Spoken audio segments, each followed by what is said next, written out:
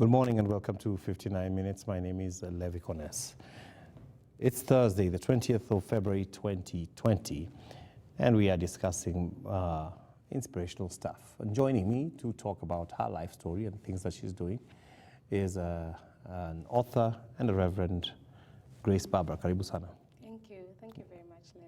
Glad to have you here. Yeah, it's a joy to be here. Yeah. How would you introduce yourself? I always fret that question, but I must say I'm a vibrant, cheerful, kind lady. I like many things until sometimes when you say about yourself, you look like you're bragging. But let me just say I like serving God above all. I enjoy funny things that will make me laugh. I like life. LG. Life is good. Life is good. Yeah. If we talk a bit about your life story, you are a pastor. You're also an educator. Yeah. You're also an author. How did you get to where you have gotten to? Oh, wow. I must appreciate God for it all. I think it's one of those things where you're framed for something, but you grow and walk into it, and you find yourself doing things that you never really thought you would do, but you are cut for it. Like being an educator, my grandmother was an educator, and preschool in particular, and she did that for the longest time, until actually the time she went to be with the Lord, she had been an educator. And by the time she was passing, she had pioneered, developed, started preschools and giving them out. It reaches a certain level, she mentors a principal, she lets the principal run it, goes to another neighborhood, does the same thing. So as people say, some of these things skip a generation, so it skipped a generation and it landed right on me. So I found myself teaching even when I was small. I used to teach chairs in our house, and I became the teacher, and the wall used to be the blackboard. So my grandmother had a lot of work to clean the walls because I used to really make use of them. So way later in life, that's when now I found myself now doing it for real. So I teach preschoolers, I take care of babies in daycare, and it really gives me a lot of joy. How young is your youngest? How old is your oldest? My youngest right now is 8 months. Wow. Yeah, 8 months. And my oldest is 7, 6 years. And then I skip, I have a high schooler I'm mentoring and tutoring. So I have till 6 years. And then I skip to a 14, 15-year-old young boy. But my niece is 7 and below. 7 and below. Yeah. And it's really, it gives me a lot of joy. You say something you did when you were young, then it skipped. So take us a bit through your life. Yeah. There's a lot that has happened in this small life of mine, or is it short? Where do I start? Ministry, let's go the ministry way. I've been, those two church babies, church girls. Grew up in church. All your life is church. Yes. Still now, my life is still church. So my grandmother was a stout Christian, and she's the one who brought me up. And then by the time now I was in high school, she rested. Then she had handed me over to a woman of God called Prophetess Gladys Nguni. Shout out. And she mentored me now into the things of God, seriously, like this is the way to do it. Praying for 1 hour used to sound like a mystery, but with her it became like a lifestyle. Would go missions with her. I would hide behind the scenes, then she would be like, I came with my daughter, she's called Barbara. This is after formal schooling? She has a song. Now in after high school. But it started way in when I was a baby, with Shosho going to Sunday school, then entering high school, still in CU and all that. Then the major part came pretty much after high school. In terms of now full-time ministry, it came after high school. So through the help of Prophetess Gladys, we would go for missions to schools, to churches, to conferences, to many other places. Actually, that's how we met when I was still in the mission field. And I started realizing that God had called me to make people know who He is and to bring, actually my mandate as a child of God is to bring joy and comfort. So in any place I would go, God used to use me to bring joy and comfort. So you would find me preaching in, once I was much more into the ministry, you'd find me preaching in bashes where there's a lot of joy, and mashakaya. How do you call mashakaya in English? Funeral arrangement prayers. Those matangas. So you'd find me in parties and matangas because now my mandate was joy and comfort. Still is. You'll find me in bashes. I'm the speaker. Birthdays, baby shower, bridal shower, rorashio, things that have a lot of fun. And then also where people are sad, they are mourning, somebody has died, or slightly after somebody has died, I would find God connecting me to somebody who is bereaved and they are grieving. And I would be their friend for that season. And I would know my mandate is just to bring comfort to this person. And once that season is over and they are back on their feet and they are good to go, I see God again shifting me. So that has been my life in ministry pretty much. Then after Gladys Nguni, I met Apostle Ababu, Ivan Sababu, shout out. Ivan Sababu, he used to come for fellowships that I used to run in Leo Spa every Tuesday, or is it Wednesday? At least once a week. Yeah. I used to run a staff fellowship there. And so he used to be one of my speakers.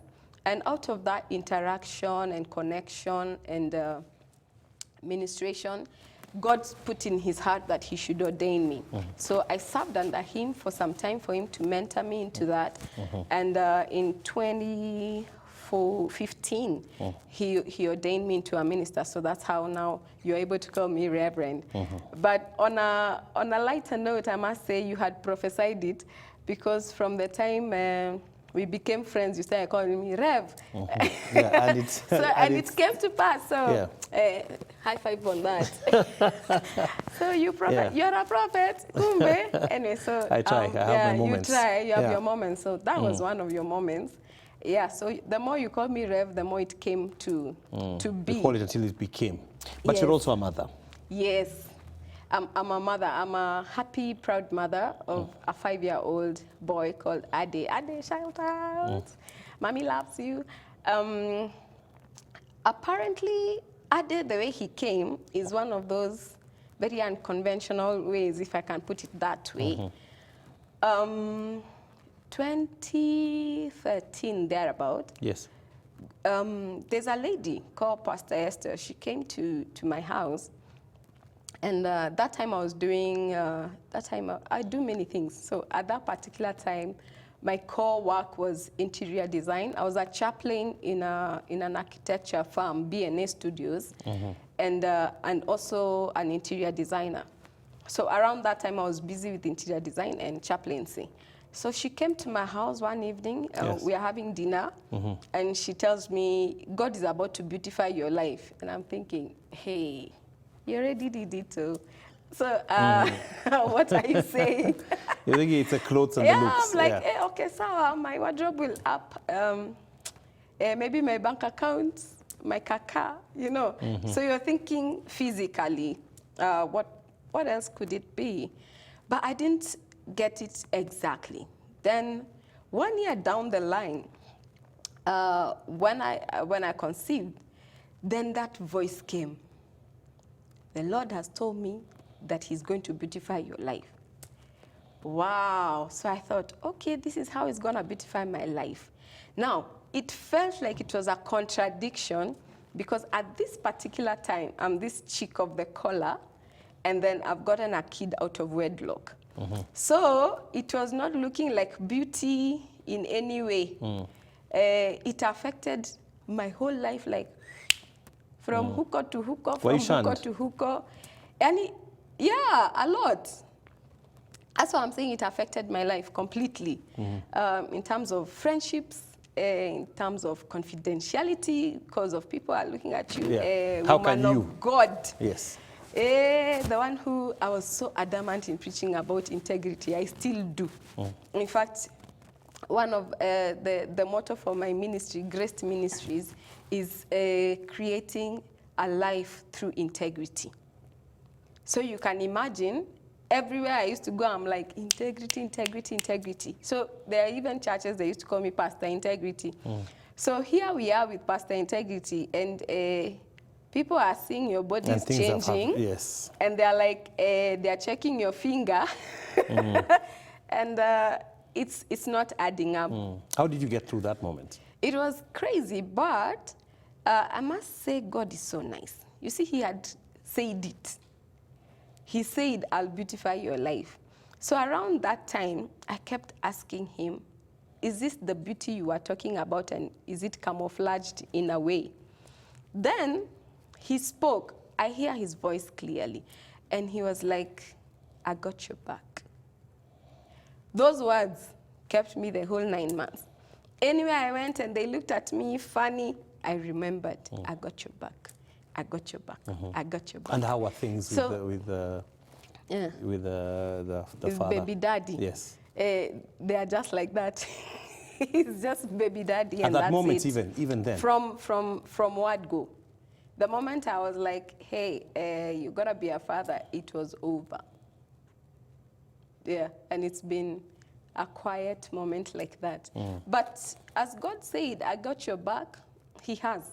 He has gotten my back, he has held me, he has been the father to me and to my son. He has watched over us, he has taken care of us, he has actually beautified my life through my son. But at that time, it didn't feel like, because here you are, first of all, my ministry stood. You can't get invitations. Some invitations, I turned them down because I already knew I can't go to minister like this. And then there are others now, once they knew, they were like, hey. They're like, hey, boo, we are cancelling. Yeah, so meetings, and that was my daily bread. Oh, were they cancelling flat out, or are they saying things like, you know, we have seen the calendar is a bit busy. Were they polite about it? Some pastors were polite. Those who are like personal friends. There are few who God really graced them, and they were like, unajua tu itakuwa ngumu ku explain kwa church and all that. So I also understood, but how can I put it? Like the reception you get and the attitude, you're like, hey, okay. You know, Reverend, when we talk about things like this, I'm going to come to your books, because I tend to think maybe that was a pointer as to how you started becoming an author. Yeah. But when people tell stories about such moments, now it seems like it's a very brief moment. It's kidogo, because it's a line in a sentence. True. I went through a hard time. Yeah. And then it's sort of over. But how covered. was it really like day by day? Day how by did day you feel? was crazy, because you see, for me, ministry used to feed me. See, now in the company that I was working as an architect, I mean an interior designer, my main core was chaplain. So you see, now the chaplaincy is tainted. So no avenue of livelihood there. Yes. Then now I'm not preaching, I'm not going for missions, I'm not going for outreach. So again, that door is shut. You don't have people to talk to, because you're not sure who's genuine, concerned, or who is out for moshene. And those were the majority. Nilisikia kulienda. Hey, unasikia? Moshene, for those who don't understand, is gossip. Gossip, yeah. Idle so talk. I'm like, idle talk, pretty much. And so that you can get content to talk. And also sometimes, you know, like when you've been in the limelight in things of God, it's like the enemy just waits for that moment to frustrate everything you have done to frustrate his kingdom. So like now, you go to church and people are looking at you funny. You're walking in the estate and everyone knows you're this Kaholi Joe, and they're like, hey. And so you become now even the talk in the home. You were before the talk in the home, those ones of, hey, you be a nice girl like Barbara. Then now it's like, hey, I take back my words. Please don't be like her.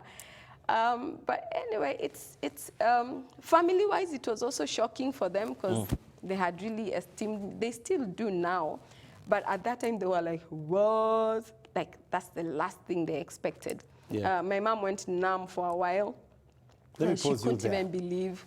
Let me pause you there. Yeah. We're going to take a quick break. When we come back, you're going to tell us how you bounced back. We're speaking to Awesome. Reverend Grace Barbara on her life story and how she bounced back and became an author and an educator.